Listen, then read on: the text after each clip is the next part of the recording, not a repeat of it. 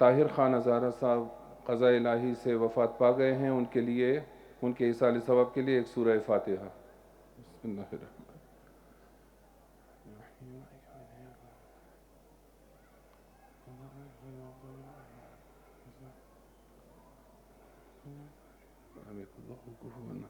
انا للہ و انا الیہ راجعون۔ There are some people who are trendsetters. There are some people who follow those trends, and there are some people who turn their faces from the trends. اور الحمدللہ ہم یہ کہہ سکتے ہیں کہ ہم ہمیشہ سے وہ قوم رہے ہیں جنہوں نے ٹرینڈ سیٹ کر کے دنیا کو دیا ہے۔ ہم نے کبھی ٹرینڈ سے منہ موڑا نہیں اور کبھی کسی کے دیے ہوئے خط کو ہم نے فالو کیا نہیں۔ ہمارا خاصہ یہ رہا ہے کہ جب دنیا سوئی ہوئی تھی اس وقت ہم نے دشمن کو پہچان کے مرد آباد امریکہ کا نعرہ لگایا تھا، اور آج دنیا یہ نعرہ لگانے میں فخر محسوس کرتی ہے۔ آپ کو یاد ہوگا کہ ارلی 80s میں ایک جہاز پشاور میں آ کے اترتا ہے امریکی بحری بیڑے سے۔ بڑے جہاز میں سے ایک چھوٹا جہاز نکلتا ہے U2 نامی۔ امریکہ نے اس وقت کے بدترین آمر ضیاء الحق کو یہ یقین دہانی کروائی تھی کہ یہ جہاز جاسوسی کے لیے USSR جائے گا، لیکن اگر پکڑا بھی گیا، اگر یہ جہاز پکڑ میں آ کر ان کے ہتھے چڑھ بھی جاتا ہے تو وہ کبھی بھی پشاور کا نام نہیں لے گا۔ اس وقت یہ ڈرون وغیرہ نہیں تھے، بغیر پائلٹ کے جہاز نہیں تھے۔ U2 پرواز کرتا ہے، جاتا ہے USSR، پکڑا جاتا ہے، بہت آسانی سے اتار لیا جاتا ہے، اور pilot within no time confess کرتا ہے کہ وہ پشاور سے اڑا تھا، کس طرح سے اڑایا گیا تھا اس کو، اور کس طرح سے پاکستانی سرزمین رشیا کے خلاف استعمال کی گئی تھی۔ تو اس وقت رشیا کی طرف سے یہ بیان آیا تھا کہ اگر آئندہ پشاور کو یا پاکستان کو یا کسی بھی سرزمین کو رشیا کے خلاف استعمال کیا گیا تو اس کو وہ صفحہ ہستی سے مٹا دیں گے۔ یہ رہا ہے ماضی میں ہمارا کردار، اور یہ کردار صرف ماضی کا ایک حصہ نہیں ہے۔ Over the years it has been a trend. یہ چلتا رہا ہے، اور افسوس کے ساتھ کہنا پڑتا ہے کہ آج تک جاری و ساری ہے۔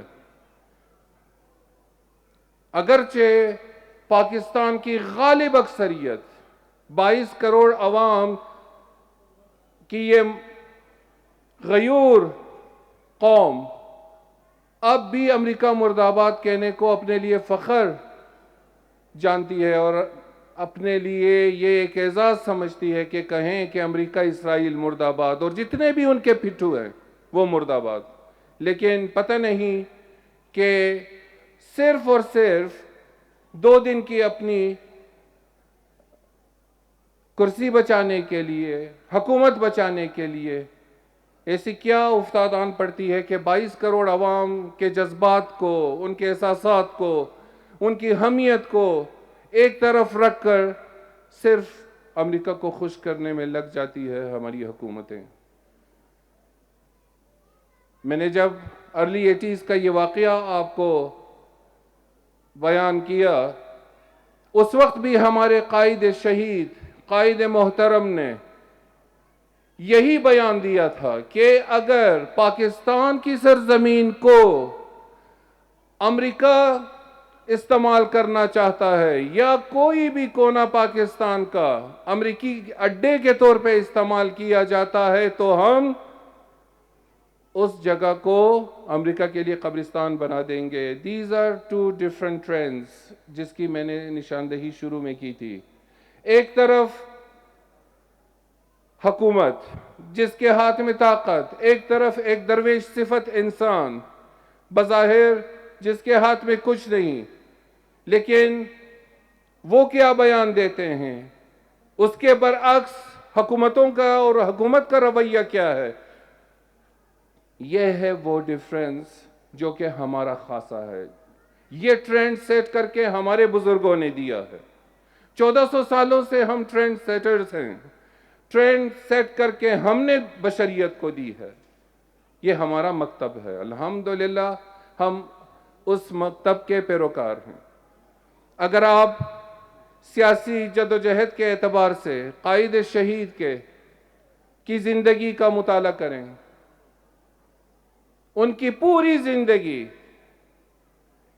اسی جدوجہد میں گزری کہ پاکستان کے فیصلے پاکستان میں ہونے چاہیے، پاکستان کے فیصلے نیو یارک، واشنگٹن یا دنیا کے کسی حصے میں نہیں ہونے چاہیے. اور انہوں نے یہ کر کے بھی دکھایا. ان کی جان اسی وجہ سے چلی گئی کہ انہوں نے طاغوت کے سامنے سر نہیں جھکایا اور اپنی ملت پاکستانی قوم کے لیے ہمیشہ آواز بلند کی، جس کا خمیازہ اپنے خون کی صورت میں ان کو بھگتنا پڑا. لیکن وہ خون رائے گا نہیں گیا. آج الحمدللہ مجلس وحدت مسلمین کے پلیٹ فارم سے ہماری غیور قیادت جب یہ نعرہ بلند کرتی ہے کہ امریکہ مرد آباد، جب ہم کہتے ہیں اسرائیل مرد آباد، جب ہم کہتے ہیں امریکی اور اسرائیلی پٹھو مرد آباد، اور ہم کہتے ہیں کہ پاکستان کے فیصلے پاکستان میں ہونے چاہیے، یہ ٹرینڈ سیٹ کر کے ہمیں کسی نے دیا تھا، ہمارے پرکوں نے دیا تھا. جب اسمبلی کے فلور پہ کھڑے ہو کے ہم نے یہ بیان دیا تھا کہ آزاد داخلہ اور خارجہ پالیسی اپنائے بغیر ہم نہ تو ترقی کر سکتے ہیں، نہ غلامی سے آزادی پا سکتے ہیں، نہ ہمیں غلامی سے چھٹکارا مل سکتا ہے، اور نہ ہی ہماری حالت بدل سکتی ہے، اور نہ ہی دہشت گردی کے اس عفریت سے ہم اپنی جان چھڑا سکتے ہیں. اگر ہم نے دہشت گردی سے جان چھڑانی ہے، قرضوں سے جان چھڑانی ہے، ہمیں مرد آباد امریکہ بہت پہلے سے کہنا چاہیے تھا. لیکن اب بھی دیر نہیں ہوئی. اب بھی اگر ہمارے حکمرانوں نے، امپورٹڈ حکمرانوں نے ہوش کے ناخن نہ لیے تو یہ سلسلہ یوں ہی جاری و ساری رہے گا. لیکن اب زمانہ بدل چکا ہے. اب الحمدللہ ہماری غیور قیادت جناب چیئرمین علامہ راجہ ناصر عباس جعفری کی قیادت میں جو ٹیم ہمیں میسر آئی ہے اور جو غیور فالوورز ہمیں ملے ہیں، اب وہ زمانہ نہیں رہا کہ حکومت کے جی میں جو آئے وہ کرتا پھرے. نہیں، ہم ریزسٹ کریں گے. ہم پاکستان کی بقا کے لیے، اس خطے کی بقا کے لیے، یہاں کو امریکی سامراجی نظام سے آزادی دلانے کے لیے اپنی قوم کو اپنے خون کے آخری قطرے تک ہم دفاع کریں گے. ہم ہرڈل بنے رہیں گے.